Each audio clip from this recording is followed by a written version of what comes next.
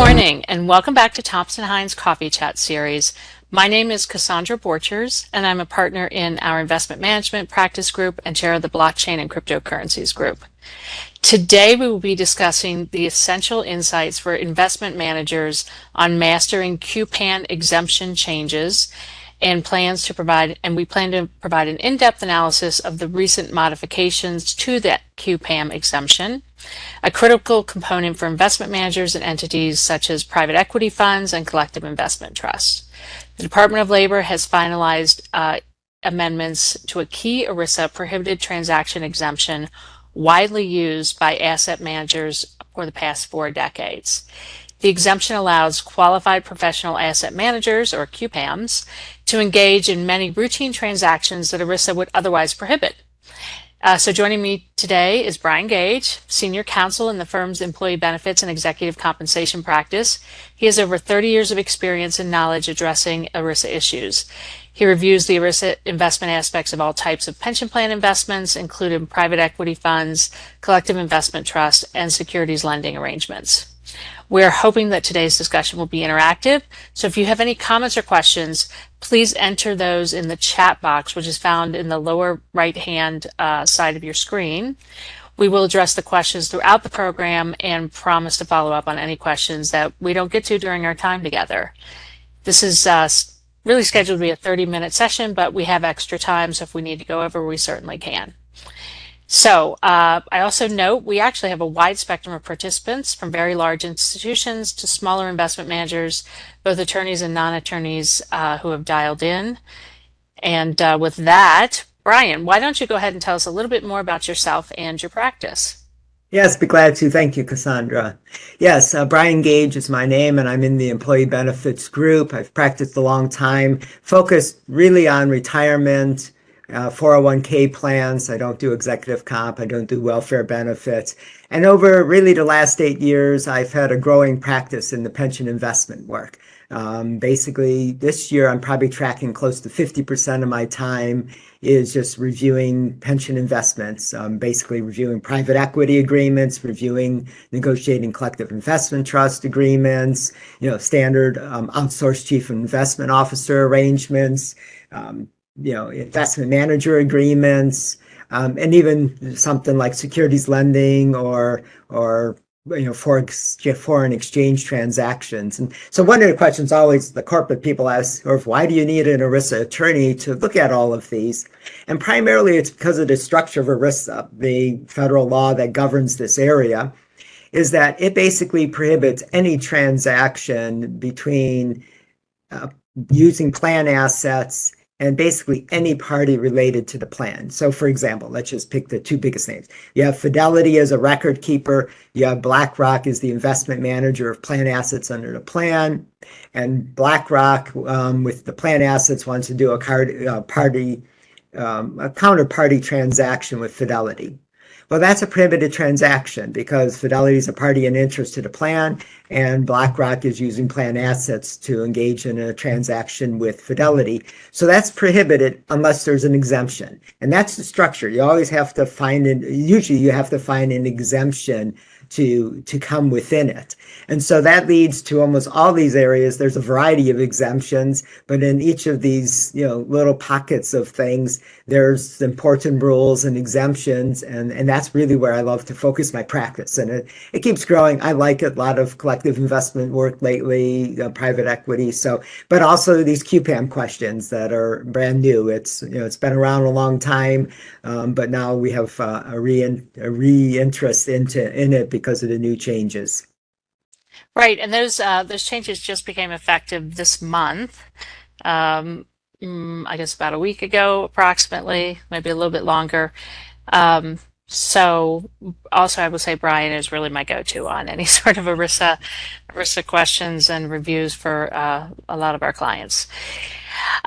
So I think you've already started into this, but let's start with the basics. So talk us through what the QPAM exemption is and why is it needed?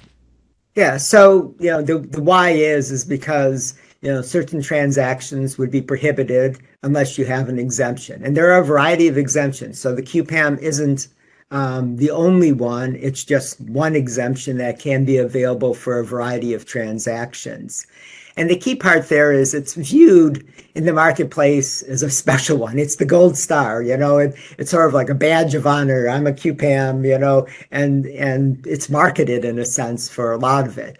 And so the rationale behind it is if you are an investment manager, or I mean, it could be a bank, investment advisor, insurance company, but if you're large enough, i.e., independent enough from the plans that you have assets under management for, and you have a certain level of integrity, then the Department of Labor says, well, we'll allow you to trade with anybody. We'll allow this BlackRock Fidelity trade because BlackRock's not going to be influenced by any one single plan that participates that it manages assets for, and so that transaction is allowed. So that's really the purpose. It's basically saying, hey, an investment manager, if they're independent big enough, they're not going to be using plan assets in a way to favor the employer or some party in interest.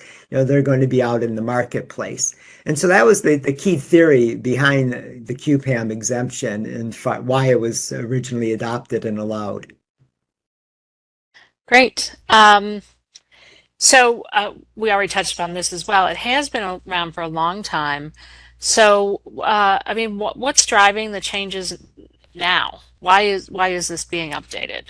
Yeah, so as I said, the QPAM was based on two prongs. One was an independence prong in general, there's sub-requirements, and the other one was an integrity prong. Well, over the last dozen years, or at least 10 years, there's a variety of very large providers like Deutsche Bank, Credit Suisse, BIMCO, even Citi, had a variety of foreign subsidiaries get into criminal trouble in far off places. In Malaysia, they did something. And because they had a criminal conviction, those entities no longer could satisfy one of the requirements of the QPAM exemption, i.e., you couldn't have had a criminal conviction in the last 10 years. And so those entities started going into the Department of Labor and said, oh, can we have an individual exemption to continue our ability to be a QPAM? And in doing that, you can never go into the Department of Labor and say this is going to hurt our business, because the Department of Labor's focus is really strictly on benefiting participants and beneficiaries of the plans. So they went in and said, oh, this is going to really hurt our plan clients because they're relying on us. It would take them time to get somebody else in place. And eventually the Department of Labor gave individual exemptions to most of them, these huge entities that came in, and basically said, yeah, if you do a number of things, let's see, we give an immediate or give notice to all of your, people who are, that you were QPAM for, and give a right to immediate withdrawal. Of course, anybody involved in the criminal matter isn't going to touch the plan, any of this sort. You have to get rid of them from your organization. And the last, do an indemnification if somehow somebody's hurt by this because they decide to terminate you and move someplace else. You have to indemnify them for the costs. And all of these huge firms basically agreed to that. And there was one issue that people had a little bit of concern about, was whether foreign convictions that had no relationship to the U.S. or these benefit plans or the QPAM part of these companies should actually trigger the criminal conviction exclusion.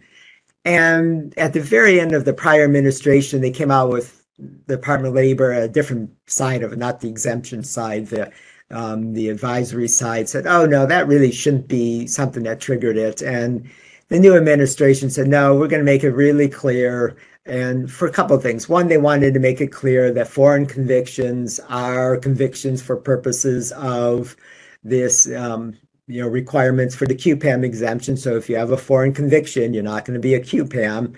And they also wanted to build in a 1-year period primarily to address this transition, instead of people coming in at the last minute and saying, oh, we're negotiating, our plea in Malaysia, can you give us this exemption?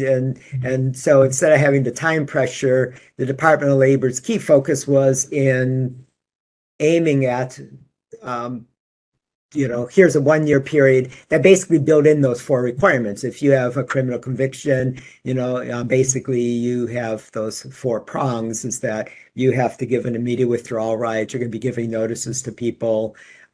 You're going to have to get rid of the employment termination of anybody involved in the criminal conviction, and then you have to do the indemnification. So they carried that over as part of their other pieces of it. Now, one part is, and I should say, and maybe this is, that was the key driver of all of this. So that's the reason behind the change, or the update, if you will. It sounds like they were just taking what they had agreed to with larger firms and consolidating it into changes that would affect everyone. Exactly. So why don't you walk us through in a little bit closer detail what has changed? Yeah, so in addition to that 1 year transition period, the Department of Labor decided actually to toughen up certain of the requirements of the QPAM exemption. And so one of the things they did is that, this independence prong, that was in part measured by dollar amounts. And so if you're an investment advisor, you had to have $85 million of assets under management.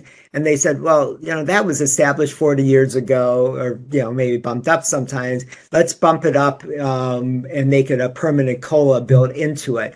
And so those dollar thresholds are going up fairly significantly. It's going to go up in 2-year tranches, but it's going up from 85 to million to 103 million at the end of this year. So basically 23%, give or take a little bit. And then beyond there, 2 years later, it's going to bump up kind of similar amounts and eventually going to be in the $130,000 range by 2030. And then after that, proposing. So they tighten that part up. The other part on the independence, it's always been the case that, you're not allowed to do sham transactions where like the employer says, hey, QPAM, can you bless this transaction for us? And it's sort of, no, basically the QPAM has to be independent. It has to be making its own independent judgment on investments.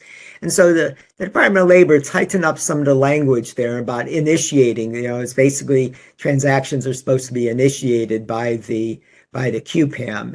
And in a lot of contexts, that's pretty easy. I mean, if you're just in a large cap, market and you're going out and buying stocks in large cap, it doesn't really, that's pretty easy. But in other situations like real estate transactions or some other type of, areas, that might be a little bit more difficult. But they made it clear is that, one of the prongs, the whole policy behind it is this independence, and truly they want the QPAM to be independent at all parts. They don't want somebody else negotiating the transaction really and just, again, having the QPAM sign off or having people bring, the employer or some other party in interest bringing that to the QPAM. Third, they expanded from criminal conviction to include other prohibited and misconduct. And so they said, well, yes, criminal conviction, we understand that, but you could actually have basically civil cases brought by the Department of Labor, Securities Exchange Commission, and anybody else, any other governmental or the state attorney generals, etc., that really end up doing the same thing. Or aiming at the same kind of misconduct. And so they expanded it from not only just having a criminal conviction to other prohibited misconduct. So that prong of it, i.e. they call it the integrity prong. If you violate one of those, you're no longer eligible for the QPAM exemption after a year, because you have the 1 year transition period, which in that period, you're limited what you can do. And during that period, you can go into the Department of Labor and see if they would be willing to give you an individual exemption. And again, historically, if you're, one of these huge entities that have some, again, foreign subsidiary in Malaysia, you probably will get the exemption, but if it's part of your core business relating your QPAM status, very doubtful. 2 other ones, there's now a notice requirement to the DOL that you're going to rely on the QPAM. And then last, there's a record retention requirement that's built in that for 6 years, you have to, have records that will reflect that you satisfy the requirements of the QPAM exemption. I did have one quick question. So with regards to the criminal conviction or other prohibited misconduct, obviously that relates to the entity that is the QPAM. But talk about individuals. Is that just reflect principals who were involved, or is it all employees who were involved? How deep does that requirement go? Yeah, no, it's pretty deep. I think there's two parts to it. Is that clearly it's not only, again, I give the Malaysia subsidiary, is it's not only the legal entity that is the QPAM, it's anybody related to the QPAM. So corporate wide, it spreads. And also, one of the 1 year transition, it does go into employees and things. I mean, that's usually where it goes. And part of the transition period requirement is that anybody involved in that criminal conviction or in that transaction, you basically have to terminate them from employment. So that, it doesn't. So it can be, really all convictions at one level come from employees. But yes, you can have both the rogue employee, depending on how it plays out, can affect you. All right, thank you. So let's just talk through some specifics first with respect to registered investment advisors and how what these changes mean for RIAs.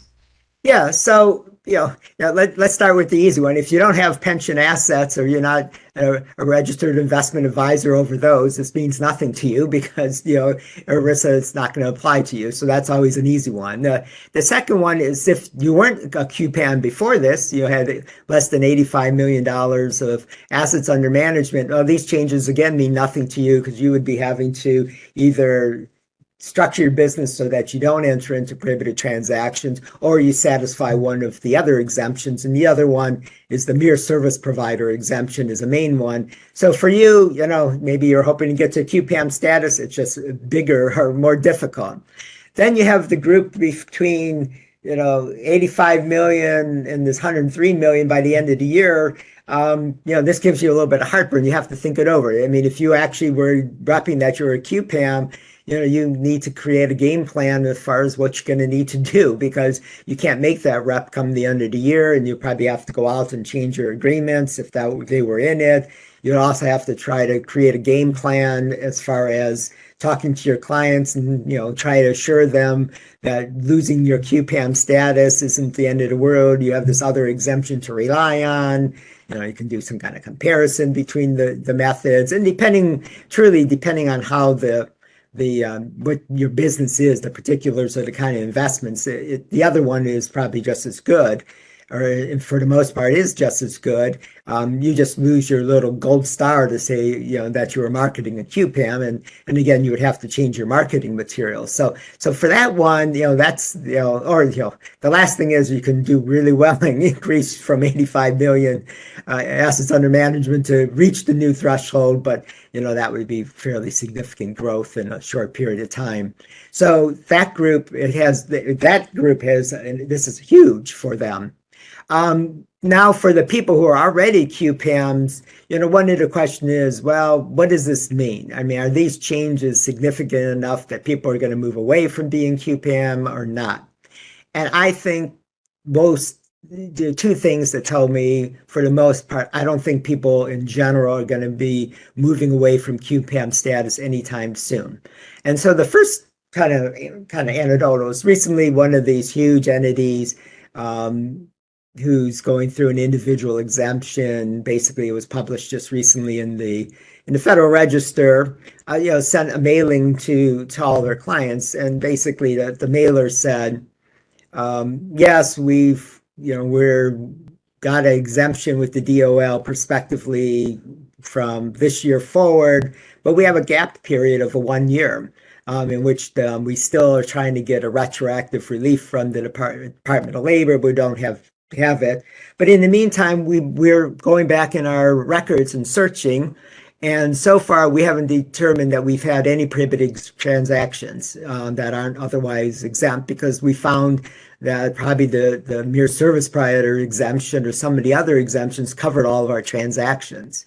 So what that tells me is that, and I think it is the case, is that often the QPAM is not necessarily essential for getting relief or not creating prohibited transactions, which, the downfall of that is you have to unwind the transactions, which could be a nightmare, and there's an excise tax under the Internal Revenue Code. So, I mean, it is important not to commit those, but to me, the driver, especially with the huge institutional segment, is that's what the market demands. And the flip side of that, I know on the pension side, clients who basically said, we only work with QPAMs. If you're not a QPAM, we're not going to talk to you. If you're not going to give us those reps, we're not going to talk to you. And so I think the market's going to drive the high end of the scale to do it. If you're looking at the sort of the smaller shops, we have non-attorneys, we have the whole spectrum on the call, is that if you look at yours, if you look at these changes, how much has it really changed? Hopefully, not to engage in criminal conduct. And that's the 1 year transition period, and all of that is the big one. But the truth is, if you're a small shop, maybe you have 5 people, but you have a decent amount of assets. If you're the CEO and you've done something criminally or other misconduct, I mean, your business is going on. You're going to lose your business anyways, or somebody's going to be suing you, or you're going to have troubles. This is just like another problem, but it doesn't drive it. And if you look at the other ones, the dollar threshold, well, if you're in this group, you're already satisfying that. Again, unless you're in some unique situations, this change in the QPAM's authority, tighten it up as far as you can initiate transactions, that could be a non-starter. Again, if you don't commit prohibited misconduct, the 1 year transition rule doesn't have anything. The QPAM notice is pretty easy to the Department of Labor. And then record retention, that one is a little different, but the rule always has been is that the burden of proof that you satisfy an exemption is on the person seeking the exemption. So, and there's a Supreme Court case now on the pleading law. I mean, not to the Supreme Court. There's a cert request to the Supreme Court that there's a difference of opinion in some areas whether or not plaintiffs have to plead that you violated the prohibited transaction. But ultimately, if you get beyond the pleading stage, the burden is on the employer or the fiduciary, whoever it is, that you satisfy the requirements of the exemption. So really, you have a certain record retention and process in place currently. It does expand it, and it says the DOL can get your records, but we always know the DOL can get all of your records anyways. Plan fiduciaries and really plan sponsors can do so now too. But in one way, they probably already could have in the past done so, because they've said, well, take our business out other places unless you give us information on you satisfy it. The real 2 leverage points on that piece of it, and I don't know if this is going to move people, is participants have the ability to get the information that you're satisfying the QPAM. I don't know yet whether that's going to be a driver. 401k litigation is huge right now. They're adding new theories. They're looking always for new ends. Whether or not somebody would try to add this on is another possibility to a lawsuit. We'll see. I mean, that is a potential downside. And the other one is because now it's part of the law or the exemption that says if a plan fiduciary can get this information from you, there's always, like myself, if I'm representing a plan, I always ask for all of the information. It's just part of due diligence. So somebody could be requesting you more. But I don't see any of those as necessarily for some to say, no, we're not going to go with QPAM status unless there's something unique about your situation. So those are the groups. I mean, if you're in that 85 million, 103 million group, it's a headache for you because you're losing your QPAM. If you never were a QPAM, you don't care. And I think the market's going to drive you to continue your QPAM status going forward. So that's the big picture of, I think, as far as registered investment advisors. Fantastic. And so, so how is that adjusted? What do these changes really mean for private equity funds? Yeah, so with private equity funds, again, there's a whole nother set of rules, as Cassandra knows. We talk about these things as there's, I'll simplify this a little bit. It's the 25% rule. If you Right. manage less than 25% of your assets in your private equity fund or ERISA assets, then you don't have to worry about ERISA. You're not a fiduciary. Your transactions of the assets in your fund aren't going to be subject to ERISA or the prohibited transaction rules. So in a sense, if that's where you are, who cares? This doesn't mean anything really to you. If you're above 25%, well, yes, then you're almost in the same place as the registered investment advisor, where you have to balance things with one additional nuance, and that nuance was in the between the regular proposal. There's a comment period. The private equity people came in and said, you know, yeah, we understand this, but private equity funds tend to be illiquid. This immediate withdrawal right, that just doesn't work for us. And the Department of Labor's comment was they didn't change the exemption. They said in the preamble, well, if you have that trouble, come in and talk to us. And we'll try to get you an individual exemption, maybe. And so the last thing you want in the world is to come in and talk to the Department of Labor regarding an individual exemption. But that was their thing. But I think at the end of the day, if you're playing in that market, I mean, most of the time, private equity funds try to stay under the 25% or not be plan asset. If you're above it, you probably are, I don't know how much, you probably are a little bit more liquid anyways in your assets, just kind of the structure of those type of funds, or like a hedge fund, those tend to be fairly more liquid. And so I don't think it's going to be much different. I think at the end of the day, that is going to work out the same. Now, the one group, and this is, I know Cassandra doesn't do it this way, or usually does, and is that somebody has the triggering QPAM. Well, we intend to be under 25%, but if we slip over and make a mistake and go over 25%, well, we admit we're going to be a fiduciary. We may even operate as a fund subject to ERISA, and we're going to be a QPAM. And so they have more of an issue. I mean, they have two issues. One is, do they file the notice? And it seems like, well, yes, I think on one hand, we need to file the notice, because if we don't file our notice and don't, we may miss the ability when, if we're under 25% and then we flow over, we may not be able to file the notice in time. There's like a 90-day period once you become subject or viewed as subject. We might not have time to file our notice to get the relief. And so what good is to make all these reps to people that we're a QPAM if we're not going to be able to do that? So then you file the notice, and so, well, that's good. So you're noticing, but there's a risk there, and the risk is that it says you're relying on the QPAM status, and what does that mean? Even if you don't go over the 25%, does that mean if you ever have a criminal conviction, you're subject to all of these restrictions? And I don't know. I don't think it's clear in the guidance, but I do know the Department of Labor, in talking about the preamble at conferences, always was sort of saying, hey, this is the gold star. If you're going out there and publicizing your QPAM, we want you to basically, bony up and Back it up. Yeah. back it up. And so I could see somebody like the Department of Labor who could come in and say, hey, you said you were going to be a QPAM. It's in your documents, and we don't care that you didn't trigger it over. And you might even trigger DOL, review of your funds, or you might trigger DOL authority over your fund where you don't otherwise. If you're under 25% and you say, hey, we're not a QPAM, we're under 25%. That's the way we are.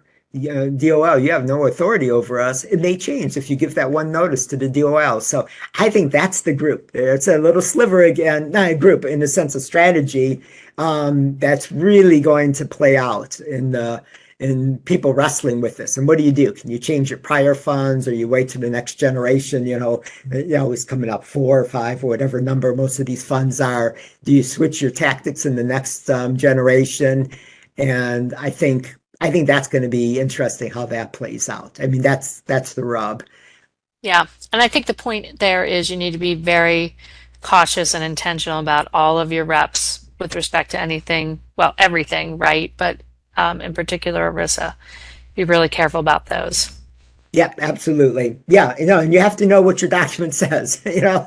It's, I have to Yeah. admit, actually, one of the things that, I mean, I like this area a lot, but one of the things that really helped with one client was is that I kept finding where, huge funds from huge funds with New York Council were missing it. They would have one thing in their fund offering memorandum, and that differed from their agreement. Their agreement said, "Oh, we might go over the limit," and the other one said we wouldn't. And it Yep. was sort of like you have to pay attention to all of these. ERISA isn't really. And if you inherit somebody else's document, you need to know what it says because it will have ramifications. And the last thing you want Yep. to think of is to pull off a document off the shelf and say, "Oh, it says we're QPAM," and not realize that's going to get you in trouble because you're repping you're a QPAM, but you never file your notice with the DOL, which may not be fatal, but it may be. The DOL says, "Oh, maybe an inadvertent errors may not make a difference," but I don't know. We'll see. They kind of left that open. Yeah, I But think sometimes in the drafting, or particularly if you're negotiating with a large investor, that's where you have to be really cautious that there aren't things slipped into side letters that, all the right people aren't looking at. So, all right, so let's move on to collective investment funds. You said you've been doing a lot of work with those yeah, recently. yeah, no, a lot of it, and really on the collective investment fund side, there is an exemption that in some ways is just as good. I mean, as far as protecting against prohibited transactions, it's 9138, just as good as the QPAM exemption, really. I mean, there's one little nuance that could be different, but and so a lot of the big, collective investment trust providers said, or collective investment fund said, no, we're not going to give you a QPAM rep, but others did. And so now the question is, the ones who did, oh, do we try to get out of our QPAM rep because they're worried about, oh, do we really want to do anything that could trigger us giving a QPAM, the indemnification, and that just doesn't feel good. And so I think it's another one of those where the market was mixed before, and it's just they'll have to see. I don't think they're gonna go out and start sending letters to all their clients and they're historically and say, oh, we're not going to do that anymore. And the flip side, though, is kind of interesting is that in one sense, I said prior to this, they were totally equal. 9138 was just as good as far as preventing prohibited transactions. But some people on the investment side, the plan side, said, yeah, but QPAM now gives us this little piece of indemnification. Maybe we should, why shouldn't we go after the QPAM status also? So there, that's where I say I'm not sure the market's going to change, because even though there's a greater incentive for the collective investment trust to say no, there is a greater incentive on the other side of it to say, yes, we want that. And the whole collective investment trust market's changed so much in pension plans is moving from mutual funds to collective investment trusts, and the collective investment trusts are lowering their dollar levels, and there's a lot of negotiations. I do a lot of negotiating with side letters and things, or in the participation agreements with collective investment trusts, because they used to be treated differently, where a lot of them held firm that they weren't going to negotiate, and some still do. But that's all changing because they're kind of replacing a lot of what was formerly mutual funds or formerly, individual investment advisor or manager agreements. We actually got a question in advance around record keeping and access. The question that came in said it would be great to hear your practical thoughts about what precise documentation folks might retain and show to the DOL in connection with the 6-year record retention requirement, and what exactly they might consider sharing with non-regulatory persons. Separate the two because it's likely the manager would probably be required to show more sensitive information to the DOL, but they don't necessarily want to share that with the plan beneficiary. So what do you Yes. say to that, Brian? Okay, so let me just start with when when I read this, I go, oh, practical thought. And I said, well, let me give you my impractical thoughts first. Is that really, if you look at I'm a checklist kind of person. you make a checklist, and it's sort of like, how can you really say that you're complying with the QPAM exemption or any exemption in ERISA unless you go line by line in the exemption and say, here are all the requirements? Are we a registered investment advisor? If you say yes, well, here it is. Well, that'll be easy. You're creating your checklist and say, oh, we'll check this off, and here's our registration statement, or maybe you put your ADV in there too. Did we provide notice to the Department of Labor? Okay, well, here it is. Do we have assets under management? Well, it seems like you have to get some certification that says you have the requisite assets under management. But then it gets a little bit trickier. If you really are looking at the QPAM exemption, it doesn't apply if somebody has 20% in your fund. So you have to say, do we have a mechanism to determine or process to determine whether or not somebody is reaching 20% of our total? And maybe not. Maybe you could be fairly confident nobody's there. But again, it seems like you have to ask the question of, the investor, but also who's related, because it's based not only on a plan by plan basis, it's based on an employer sponsoring. So you could have certain organizations with kind of multiple different, subsidiaries with their own plans, and you have to aggregate those. So, you have to have a process. And usually one of the process is that in your agreements, you have that the participating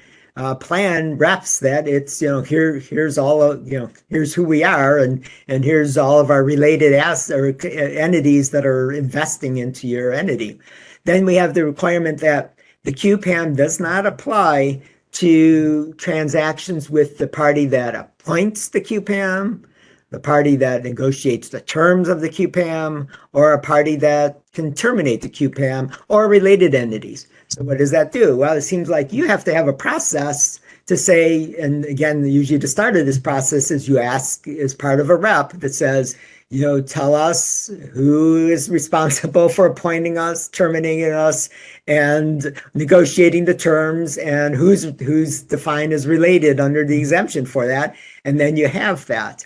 And so, we could go on. You could say, oh, criminal conviction. Okay, no criminal conviction. And it seems like ideally, if one was doing their diligence right, is that you would actually have like an Excel spreadsheet that lists all of your clients and all of the related parties, because you have to know this, that if you're going to rely on a QPAM, it can't be for that purpose. And so after you go through and create this wonderful list of everything that's the QPAM requires, then you can kind of go that gold star listing and mechanism how in creating processes. Is every one of your agreements say that you have these reps and warranties, but do you acknowledge your fiduciary status in all your agreements? And maybe you say it's our policy to have in our agreements that we're always going to be acknowledge that we're a fiduciary. And so you create a practice or policy and say that's it, and you follow that. And so once you do that, then it becomes easier, is that when it comes time then to decide what you're going to give to a participant or a fiduciary, you can go back. You don't have to give trade secrets out, so you can maybe summarize some of this. You're not going to give out your list of all your client plans. You're only going to give a little bit of, you're not going to give any information who your clients are. You're just going to say, we have a process that we require people to give us information on who's appointing us, so that we can track that, so that if we're going to use the QPAM, we're not going to we're not going to rely on the QPAM, or can't rely on the QPAM in that extent. Or if somebody's over 20% of our assets, we're not going to rely on the QPAM for that client, for that purpose, or for that piece of it. And so it seems like that's what you do. And then you rely on this. The Department of Labor, my instinct, they have the right to get anything from you. Doing work with plan assets it's a privilege, not a right. That's what all these exemptions do. This is what all ERISA is about. You have to follow the rules, and the Department of Labor can get basically anything they want from you related to kind of your business if you're saying you're a QPAM. So I would just package it up. I mean, initially I would not give them over, your confidential information or your trade secrets or anything without a confidentiality agreement and without, all that kind of good things. But at the end of the day, if they want it and give you the confidentiality agreement, you're going to give it to you. But then you back it away for your participants. For them, then you kind of say, okay, what do you want to give them? Let's give them, say, hey, we're a QPAM because we're registered, we have assets under management, and then you say, here's our checklist that signed, maybe just your checklist that here's our checklist saying we comply with all of these pieces of the puzzle. That's really how to do it right. I mean, that's with any of these exemptions, because basically, if you miss one prong of it, again, all these big, entities, we had the, Malaysian conviction. Well, you might have had 19 out of 20 of the requirements to be, for the QPAM exemption to apply, but you missed one. So then you lose out. So really, I smile in a sense is that I think the focus is you almost like a risk compliance view is sort of like, and probably somebody hasn't even looked at these things in 40 years, since it came out, is how are we complying with all of the components of the exemption? And once you figure that out, then you can actually then figure out what you really want to or how to massage that to give that to participants or to plan fiduciaries who are going to be investing in your fund. And then from there, you go forward. But whereas compared to the question almost was like, well, let's figure out what we want to give. And it's sort of like, I'm not sure they did that first step, and then, but for the most part, yeah, I think one would summarize and say, we have processes for these other 10 requirements. We'll give you some certification for assets under management and that we're registered and that we have assets under management, some of that stuff. It seems to me if you've got a process in place so you do this on a regular basis, then you don't have to recreate the one for each plan fiduciary who requests it. Like, would you suggest quarterly? How often? How often? Yeah, I agree. I would seem that you would. I agree. It seems like you can do this now. Like with assets under management, I would only have the certification maybe once a year, especially if you're not even close. I mean, if you have $1 billion under assets under management, you're not even close to the limit. But if you're far, closer, you might want to do it more often. And actually, you will almost do it. I mean, unfortunately, there's not a client of ours, but there was represent a plan, and some investment manager was not doing well, and all of a sudden, somebody, a big, biggest contributor, biggest participating plan dropped out of it, and so then it triggered the next one with the client we were representing that they were over 20%, and so they were no longer QPAM. So then they terminated them, and you can see it just cascading. And so that one, they're watching it on a daily basis because they're losing clients, and you lose 20%, another 20%, and it's I feel sorry for them. It's sort of they were having troubles and meeting not legal troubles as far as but their strategy wasn't doing well, and they're unfortunately really it's so in that case they almost have to do it daily to figure out who's trigger breaking the 20% margin, etc. But no, I think a lot of this is that once you're right, because I think you have a nice little package and say, okay, and maybe once a year you go back and you update it and say, okay, our new assets under management, check all the things again, any criminal convictions. But again, if something comes up, changes it. But yes, I think it could be just like your ADV, it's something standard that you have ready to go. And I think that's really ideally what you want. I think, to tell you the truth, in the large market, people will, because there will be people like me who ask for it. And so you might as well get it ready. I think in the small market, where people don't even challenge or even review your investment advisor agreements, that you probably won't have many requests. And so you may be able to do a lot less and not have, a lot less in the sense of, having the package ready to go. And then, but that's kind of a judgment call. You say, yeah, okay, I understand, I'll wait. If somebody asks, nobody's ever asked me for anything, on anything. And I know all of my clients, and they're not going to ask me for this type of stuff because they just don't have the expertise. Then, you might just not do anything beforehand. But certainly the large segment market, I think you really do need it. And you need it for your own compliance. I mean, if you're really doing good compliance work, you're going to want to, you're going to be there anyways. It shouldn't be that hard. And again, it's not new. If somebody ever brings you a lawsuit against you, this is what you would have to do to show that you satisfy the exemption anyway. Right. Okay, so finally, let's talk about this notice requirement. How straightforward is it? In one way, it's extremely straightforward because it's just an email. You send a note in an email address identifying, your legal name, and you identify your trade names or however you are. So that part's real easy. The part that's really tricky, or at least could be tricky, is that you may not want to have QPAM status for everything. And I had the client, it was a collective investment trust. We were representing that side of it. That basically we came to the conclusion we don't want to be a QPAM. They had three issues that we just didn't want to touch. One was we thought 9138 works. Two, they basically had an arrangement with a sub-advisor, and we didn't want to risk, or the Department of Labor saying, are we initiating the advice? Are we totally independent, or was it something else? And the third is that it was a stable value fund, so there was clearly this risk about, if something ever triggered, we didn't want people to have an immediate withdrawal right, and that could just really mess up the market value adjustments and everything else if you all of a sudden have to indemnify for those people. So it seemed pretty clear we wanted to get out of the relying on the QPAM, but they have other businesses, other lines of business. And so I don't think, and really, I've talked this, I was in some, peer group with New York. The New York Bar Association had this QPAM working group that I got to do 2 calls with, and it seemed like the consensus there, and I think is right, is that the notice should be kept simple. One thought was, well, do we put something in the notice that says, oh, we're only relying on QPAM for certain purposes and of our business rather than whole.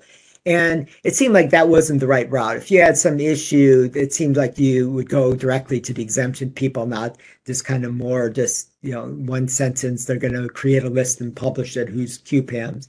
But the other side of it, I think it was pretty clear, and we took action of saying, specifically adopting within kind of the bylaws or the governing committee over the collective investment trust that collective investment trust was not going to rely on the QPAM status, just so it was clear that we were trying to protect ourselves the most to not trigger having QPAM apply to us or any of these requirements because our parent organization had other funds or other investment manager arrangements or any kind of lots of things, or even on the investors, their wealth management side, needed it. And so that's the tricky part on it, but I don't think it's that tricky. I mean, I think that also goes back to when it comes to, having, your compliance is deciding who is your client plans,